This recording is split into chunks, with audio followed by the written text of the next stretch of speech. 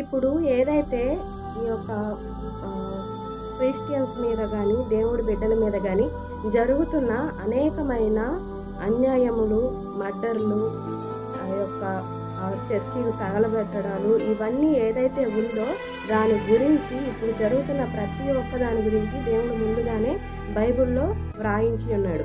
అది ఎక్కడ వ్రాయించబడి ఉన్నదో ఇప్పుడు చూద్దాము. చూడండి, మార్కు సువార్త 13వ అధ్యాయము 5వ వచనము కానుంచి 9వ వచనం వరకు చదువుకుందాము. చూడండి, యేసు వారితో ఇట్లు చెప్పుసాగెను, ఎవడును మిమ్మును మోసపుచ్చకుండా చూచుకొనుడి. అనేకులు నా పేరిట వచ్చి నేనే ఆయనని చెప్పి అనేకులను మోసపుచ్చెదరు. మీరు యుద్ధములను గూర్చియు యుద్ధ సమాచారమును గూర్చియు వినునప్పుడు కలవరపడుకుడి. ఇవి జరగవలసి ఉన్నవి గాని అంతము వెంటనే రాదు.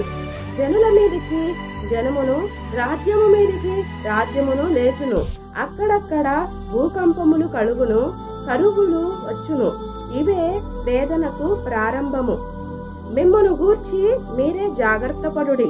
వారు మిమ్మును సభలకప్పగించెదరు, మిమ్మును సమాజ మందిరములలో కొట్టించెదరు. మీరు వారికి సాక్షార్థమై అధిపతుల ఎదుటను రాజుల ఎదుటను నా నిమిత్తము నిలువ పెట్టబడెదరు. ముందుగానే దేవుడు వ్రాయించి ఉన్నాడు.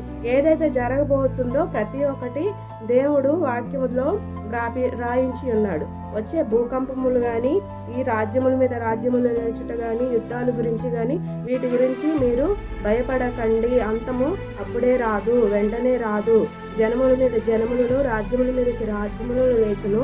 అక్కడక్కడ భూకంపములు కలుగును, కరువులు వచ్చును. ఇదే వేదనకు ప్రారంభము. ఇది ప్రారంభము మాత్రమేనని చెప్పి దేవుడు చెప్పుచున్నాడు. మిమ్మల్ని గూర్చి మీరే జాగ్రత్త పడుడి. ఎవరి గురించి? మనల్ని గురించి, ఈ యొక్క దేవుడి బిడ్డల గురించి, మీ గురించి మీరే జాగ్రత్త పడుడి. వారు మిమ్మును సభలకు అప్పగించెదరు, మిమ్మును సమాజ మందిరములలో కొట్టించెదరు. మీరు వారికి సాక్షార్థమై అధిపతుల ఎదుటను రాజుల ఎదుటను నా నిమిత్తము నిలువబడుదురు. ఇప్పుడు జరుగుతున్న ప్రతి ఒక్కటి కూడా యేసు ప్రభు వారు ముందుగానే వ్రాపించి ఉన్నారు. ఇప్పుడు జరిగే ప్రతి ఒక్క దాని గురించి వేదన పడొద్దు, ఆలోచించొద్దు, బాధపడొద్దు. ఏది జరిగినా దేవుడి చిత్తమే జరుగుతున్నది. ఈ యొక్క చిన్న వాక్యం దేవుడు దీవించుగాక.